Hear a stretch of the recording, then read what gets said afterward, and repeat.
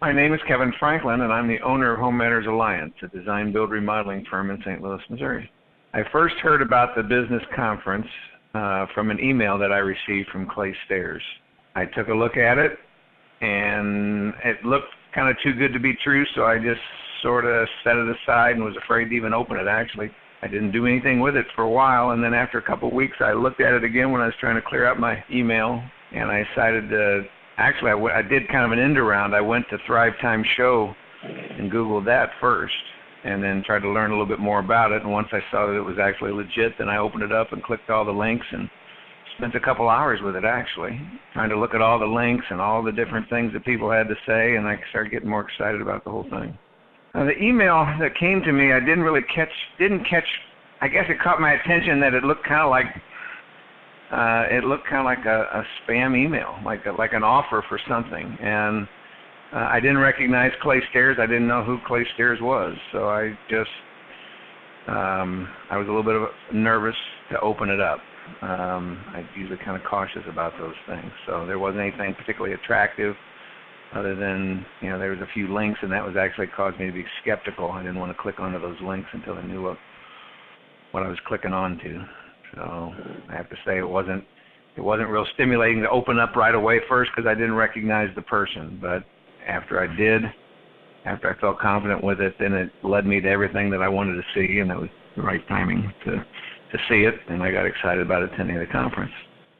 The concerns I had about the conference before I attended were really that it almost seemed too good to be true. It almost seemed like it was, although it wasn't promising anything, it just seemed like everything that the agenda that was laid out seemed like it had all the hot buttons I was interested in, and everything seemed really good. But I thought, I'm going to get all the way down to Oklahoma, and I'm going to be sold something or told something, or whatever. I was skeptical, and so I just didn't believe that. And then the cost was so little relative to other conferences and seminars that I've been to that I guess I just thought, how could anything that looks like it's so good to be true and be so little be worth anything and be worth my time? Boy, was I wrong. Once I got down there, once I decided to take a chance, it exceeded every expectation. My favorite thing about the conference was really just listening to Clay Clark go through and talk about and just entertain. It was entertaining, and it kept everything lively. It appealed to all the emotions, sight, sound, taste, touch, everything.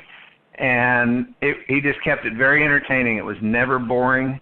He kept introducing and bringing people out of the audience that have already experienced things and telling testimonials, and the whole thing was extremely interesting. And that was really the best part, the humor that he brought into the thing, and I always learn best with humor. I can remember the stories and the humor, and which helps me to remember the concepts. It's hard to describe the conference without experiencing it.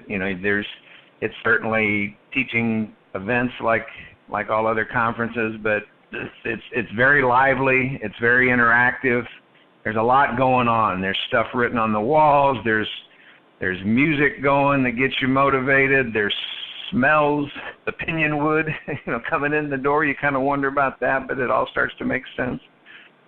There's just all kinds of activities going on, and just the energy in the room is enough to just really get you excited. So it's unlike any other conference or seminar that I've ever been to, in that it just excites all the senses and really puts you in a place to really want to learn. And of course, the humor and the entertainment of it, that's kind of an overflow or an offshoot of it, is what really kind of keeps you going. I mean, it holds your interest.